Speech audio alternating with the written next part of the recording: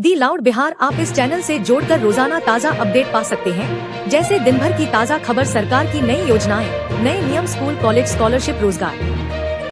तेजस्वी यादव का विवादित बयान, मेरा बाप चोर है डायलॉग से पीएम मोदी पर हमला। बिहार की राजनीति में जुबानी जंग तेज हो गई है। आरजेडी नेता तेजस्वी यादव ने प्रधानमंत्री नरेंद्र मोदी पर हमला करते हुए एक विवादास्पद टिप्पणी की, जिसमें उन्होंने फिल्मी अंदाज में कहा, आपने देखा होगा फिल्म में डायलॉग होता है, मेरा बाप चोर है। कुछ वैसा ही हाल इस सरकार का है। एनडीए और भाजपा की तीखी प्रतिक्रिया। एनडीए नेताओं ने इस बयान को अशोभनीय और अपमानजनक बताया है। भाजपा अध्यक्ष जेपी नड्डा ने तेजस्वी पर पलटवार करते हुए कहा कि जिनका खुद का पारिवारिक इतिहास भ्रष्टाचार में डूबा है, उन्हें दूसरों पर टिप्पणी करने का कोई नैतिक अधिकार नहीं। सोशल मीडिया पर बवाल। बयान के वायरल होते ही ट्विटर, एक्स और फेसबुक पर तीखी बहस छिड़ गई। भाजपा समर्थकों ने इसे शिष्टाचार की सीमा का उल्लंघन कहा, वहीं विपक्षी खेमे ने इसे राजनीतिक व्यंग्य करार दिया। जानकार मानते हैं कि यह बयान तेजस्वी की ओर से जानबूझकर किया गया तीखा हमला है, ताकि मोदी के हालिया बिहार दौरे के प्रभाव को राजनीतिक संतुलन में लाया जा सके। आगामी विधानसभा चुनावों को देखते हुए दोनों पक्षों में बयानबाजी और भी तीव्र होने की संभावना है। मोदी कुशवाहा चिराग की मुलाकात, नई सियासी पटकथा का संकेत। प्रधानमंत्री नरेंद्र मोदी के सिवान दौरे के दौरान एक छोटी सी मुलाकात ने बिहार की राजनीति में नई अटकलों को जन्म दे दिया है। मंच पर पीएम मोदी, आरएलएसपी प्रमुख उपेंद्र कुशवाहा और एलजेपी रामविलास प्रमुख चिराग पासवान के बीच शारीरिक भाषा और हावभाव ने कई सियासी संकेत छोड़े। क्या हुआ मंच पर? पीएम मोदी ने उपेंद्र कुशवाहा के कान में कुछ कहा, जिसे कैमरे ने कैद किया। उसी समय चिराग पासवान थोड़ी दूरी पर खड़े थे। उन्होंने सिर्फ हाथ जोड़कर अभिवादन किया, पर बातचीत में शामिल नहीं हुए। राजनीतिक विश्लेषकों के मत। क्या यह उपेंद्र कुशवाहा की फिर से एनडीए में भूमिका तय करने की कवायद है? विश्लेषकों का मानना है कि कुशवाहा को एक संकेत दिया गया है कि आने वाले समय में उन्हें कोई रणनीतिक भूमिका दी जा सकती है। वहीं चिराग की दूरी बनाए रखना की मुद्रा को कुछ जानकार राजनीतिक असहजता से जोड़ रहे हैं, खासकर तब जब हाल ही में चिराग को सीट बंटवारे को लेकर भाजपा से शिकायतें रही हैं। उपेंद्र कुशवाहा ने हाल के महीनों में जेडीयू और राजद से दूरी बनाई है। चिराग पासवान लगातार मोदी समर्थक छवि बनाए रखने की कोशिश कर रहे हैं, पर सावधानी पूर्वक। एनडीए में पिछड़ा वर्ग और दलित नेताओं के बीच संतुलन साधना भाजपा के लिए 2025 बिहार विधानसभा चुनावों से पहले अहम है।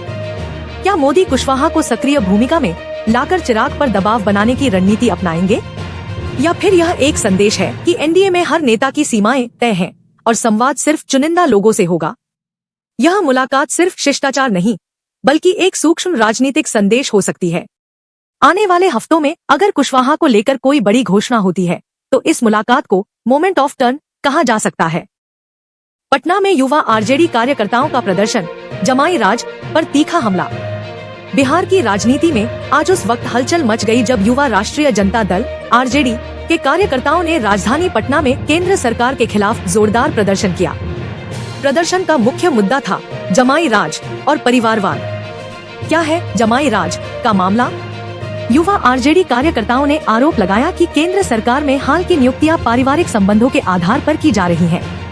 उन्होंने आरोप लगाया कि मोदी सरकार योग्यता नहीं, संबंधों को प्राथमिकता दे रही है। परिवार और संबंधियों को मंत्रालयों और आयोगों में बैठाया जा रहा है।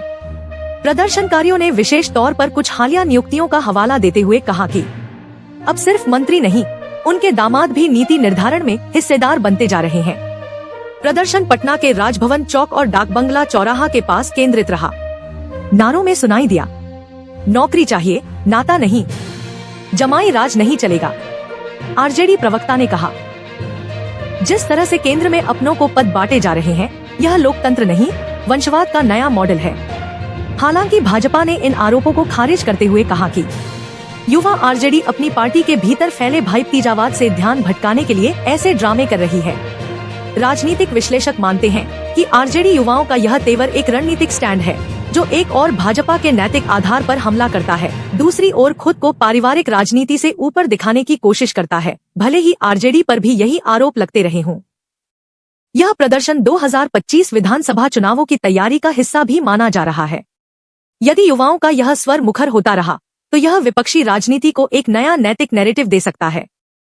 सीवान रैली में पीएम मोदी का हमला, आरजेडी कांग्रेस पर जंगलराज और डॉक्टर आम्बेडकर के अपमान के गंभीर आरोप। प्रधानमंत्री नरेंद्र मोदी ने आज बिहार के सीवान में आयोजित एक विशाल चुनावी रैली को संबोधित करते हुए आरजेडी और कांग्रेस पर तीखा हमला बोला। अपने भाषण में उन्होंने जातीय समीकरण, कानून व्यवस्था, दलित अधिकारों और विकास के मुद्दों को जोड़कर विपक्ष पर एक साथ कई प्रहार किए। पीएम मोदी के मुख्य आरोप, डॉक्टर भीमराव अंबेडकर के अपमान का आरोप। जिन लोगों ने वर्षों तक बाबा साहब अंबेडकर का विरोध किया, वहीं आज वोट की मजबूरी में उनकी तस्वीरें उठाए घूम रहे हैं। प्रधानमंत्री का इशारा साफ तौर पर कांग्रेस और आरजेडी पर था। जंगलराज की चेतावनी। बिहार को एक बार फिर उसी जंगलराज में धकेलने की कोशिश हो रही है, जहां गुंडों का राज था और विकास का कोई नामो निशान नहीं था। यह टिप्पणी आरजेडी शासनकाल की ओर संकेत करती है, जिसे भाजपा बार बार जंगलराज के रूप में संबोधित करती रही है। परिवारवाद बनाम विकासवाद।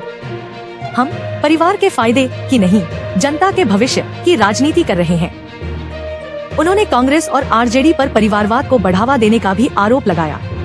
पीएम मोदी ने सीवान और आसपास के जिलों के लिए कई विकास योजनाओं का जिक्र किया। 5200 करोड़ रुपए की योजनाओं का शिलान्यास, रेलवे नेटवर्क विस्तार और नई जल परियोजनाएं, युवाओं के लिए स्किल डेवलपमेंट प्रोग्राम्स की घोषणा। बिहार की युवा पीढ़ी को रोजगार, तकनीक और ईमानदार शासन चाहिए, न कि जाति और झूठे वादों का खेल। राजनीतिक विश्लेषकों के अनुसार यह रैली भाजपा की डैमेज कंट्रोल प्लस ध्रुवीकरण रणनीति का हिस्सा है। एक और वे जातीय समीकरणों में पिछड़े वर्गों को साधने की कोशिश कर रहे हैं। दूसरी ओर कानून व्यवस्था और विकास को मुद्दा बनाकर शहरी और युवा वर्ग को आकर्षित कर रहे हैं। प्रधानमंत्री मोदी की सीवान रैली ने स्पष्ट कर दिया है कि बिहार में भाजपा तीखे तेवर, स्पष्ट संदेश और पुराने आरोपों की पुनरावृत्ति के जरिए विपक्ष को घेरने में कोई कसर नहीं छोड़ेगी। जन सुराज पार्टी में मनीष कश्यप की संभावित एंट्री। चनपटिया से चुनाव लड़ने की अटकलें तेज। चर्चित यूट्यूबर और जन सरोकारों से जुड़े चेहरे मनीष कश्यप की राजनीति में औपचारिक एंट्री की अटकलें अब तेज हो गई हैं। खबरें हैं कि वे 23 जून को जन सुराज पार्टी में शामिल हो सकते हैं।